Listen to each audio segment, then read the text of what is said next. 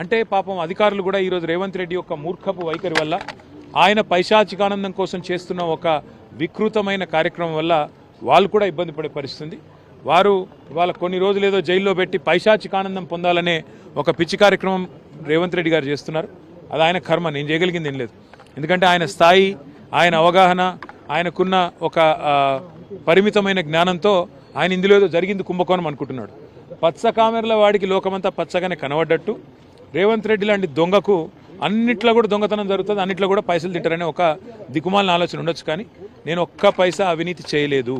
నేను మళ్ళీ చెప్తా ఉన్నా, మీరు రేపు రేవంత్ రెడ్డి గారు మీరు రండి, లేదా మీరు మమ్మల్ని మీ జూబ్లీ హిల్స్ ప్యాలెస్కి రమ్మంటే వస్తా, ఇద్దరం కూర్చుందాం.